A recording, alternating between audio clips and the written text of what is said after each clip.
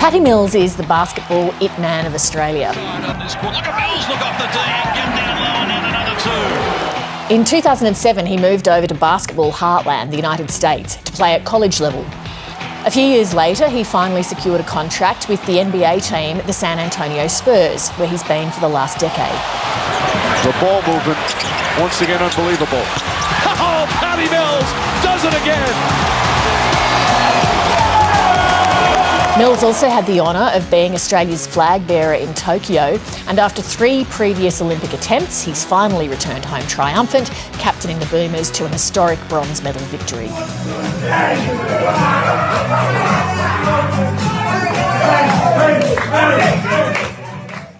Paddy Mills, you started playing basketball when you were 4. Is it still fun? Yeah, that's it's actually a question that I don't get asked too often these days, but it's no doubt fun. I mean, it's obviously I guess a business end of it as well when you start to understand what it takes to be a professional athlete. But at the end of the day, it always comes back to fun. If you are enjoying it, that comes out in your play as well. So for me, it's always been fun, and I think it always will be. How do you keep the sense of fun going when you have to operate at that professional athlete level where there's so much pressure and scrutiny? I think you always got to love what you're doing, and if you don't love it, well, then I don't think you're going to have any fun. And then you add the other parts to that, and then you end up with an Olympic medal. Do you find that you have to do a lot of work on your mindset as well as your physical skills? Oh yeah, of course. A lot of people always talk about the physical attributes it takes to be a professional athlete, but the mental side of it for me is where it all starts. I'm someone that likes to prepare for all things on and off the court, and if I can get myself in a mental frame of mind where I'm confident and I'm strong enough to be able to go out and do what I need to do. That helps the process, I guess. But I think it always starts with the mindset and being able to prepare, however that looks from the very beginning. Tokyo 2020 was such a moment for Australian basketball. Has it sunk in yet? Yeah, it was definitely a moment.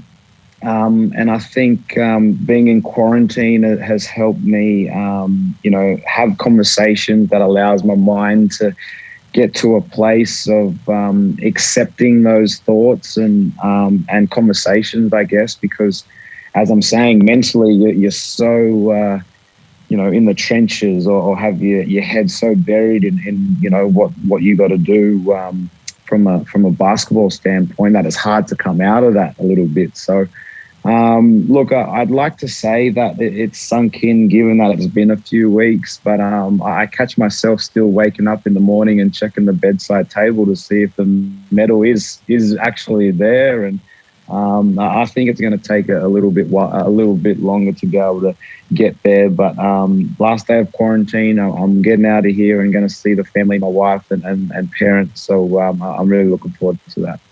Can you please do me a favour and check the bedside table in the morning to make sure you don't leave that medal behind? Yeah, I might sleep with it on tonight just to make sure. Excellent idea. What do you think is the key to building a team where everything comes together?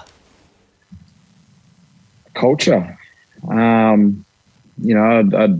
be kidding myself if I didn't start with that. I think that culture plays a big part in being able to connect with each and every player, coach, staff member that's involved in that tight group.